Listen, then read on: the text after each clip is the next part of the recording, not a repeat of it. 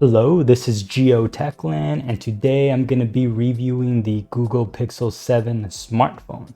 This phone has been highly recommended by many tech websites and other tech video reviewers alike. It is considered a solid, all-around smartphone with a great camera at a reasonable price. However, it has actually disappointed me.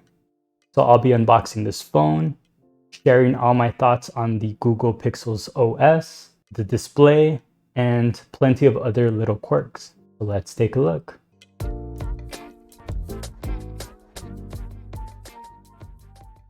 The Pixel 7 comes in this shipping box, and once you open the shipping box, you have the phone case. And when you open the phone case, you get a good glimpse of this aluminum visor. It just stands out. I actually really like the design of the Pixel 7.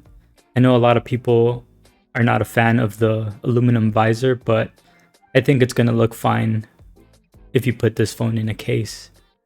The phone comes with a USB Type-C to USB Type-C cable. It does not include a power brick.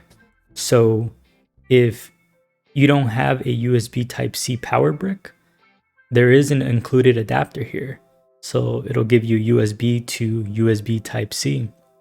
Otherwise, not really much else noteworthy to look at here. The initial setup is pretty much standard across almost any other device. You're asked to connect to the Wi-Fi, download updates. Whereas on Android phones, and on Android phones like this, you're asked to sign into your Google account to access the Google Play Store.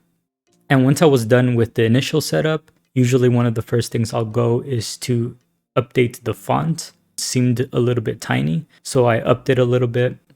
And then one of the interesting things that I couldn't quite set up to my liking was the display. So I go to the display settings and they don't really have a lot of options. Whereas if I compare this to my OnePlus device, I do get a lot more options, a vivid display, a pro display. I'm not even sure what they mean exactly, but that was one of the first initial issues I came across. At first, I wasn't really sure how big of an issue this was going to be. Then I opened up YouTube. And this video doesn't quite do it justice. You can't really tell the difference here. I was recording this on my iPad 10th gen, which I'll be doing a review on later. I do notice, especially when watching YouTube videos, that it looks a little dull on the Pixel 7, and on the OnePlus 8 here, it's just a lot more vivid, a lot more contrasty. And so to me, watching videos, especially on YouTube, is a big deal. But I also noticed another issue, and this might be an issue more so comparing these two phones, but the Pixel 7 has quite large bezels.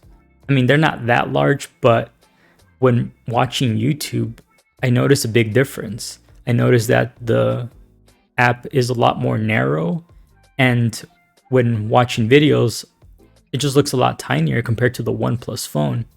Now, granted, the OnePlus 8 is a little tiny bit bigger than the Pixel 7, but I'm not sure how much the screen size is playing a factor, more so like the bezels or how the app loads on this Pixel phone.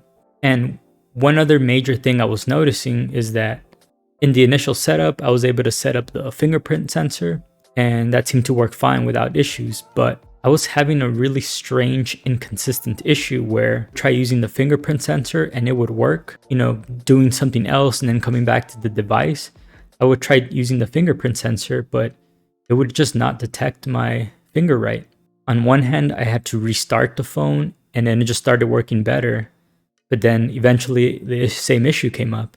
So I thought, okay, well, maybe let me just try resetting my fingerprint or my thumb and just move it all around. Maybe try to move it a lot more, but I still kept running into the issue. I don't know if it's just me or the way I'm setting up my fingerprint, or if it's an issue with the sensor or how the Pixel OS handles this differently. But on my OnePlus 8, I haven't had any issues. I've been able to use my fingerprint and it works pretty fast, and I've never had an issue where it just said that it didn't detect it, unless my hands were really wet. And so I continued playing around with the Pixel 7. and I'm hiding all the apps I'm not using. I'm trying to configure my home screen to the way I like it, to the way I have it on my OnePlus 8. And it turns out that this Google search bar cannot be removed from the home screen. I figured, after I disabled the Google apps or any other settings, that I would be able to just get rid of it like any other widget. But no, it appears that Google is forcing that search engine widget on your home screen. That blows me away because I would have not expected the Pixel 7 to be more restricted than an Apple iPhone. Because on the iPhone, you can move the widgets in any which way, and you don't have a search engine clogging up your home screen that you can't remove. Still can't really get over that. Now, looking online, some people recommend installing an app with a different launcher, but I don't want to have to install another app to remove the search engine. That shouldn't be the case. It's very anti-consumer, anti-choice. Like, even if you do use Google, you may still want to have more apps in that space where that search engine widget is. Now, one of the reasons why I went for a Pixel 7 was because of the software support. Google is offering at least 3 years worth of Android updates and at least 5 years of security updates. So this is a phone I can keep for a really long time and still get plenty of updates. Another thing that makes the Pixel special is that Google makes a lot of the firmware for the phone very open. And that allows us to install many different OSs, like Graphene OS. Graphene OS is a fork of Android that is designed to be very secure. And while the Google apps are not installed by default there, or the Google Play services, you can install it in a sandboxed mode, making it a lot more privacy friendly. And so the thought occurred to me, hey, maybe I could just install Graphene OS and get rid of that search engine widget. But when I took an overall assessment of the potential issues with the fingerprint, this bland, not so vibrant display, the narrow bezels making apps like the YouTube app feel a lot smaller compared to my previous phone, I wasn't sure if Graphene OS would fix all of these issues. And I wasn't going to risk installing Graphene OS only to potentially lose my full refund for the Pixel 7. And so yes, I eventually did return the phone because I thought that if I kept this phone, it ultimately would have been a downgrade. So now the real question is, would I recommend this phone? The Pixel 7 does have a great camera, although comparing it to my OnePlus 8 device, I didn't really see a big difference, in terms of actual day-to-day use. With the Pixel 7, you're getting at least 3 years of Android updates with at least 5 years of security updates from Google, which is nice. And if you are already a big fan of everything Google and don't mind the Google search engine being propped up on your home screen, and you use plenty of the apps, such as Google Photos, Gmail, then you'll feel right at home.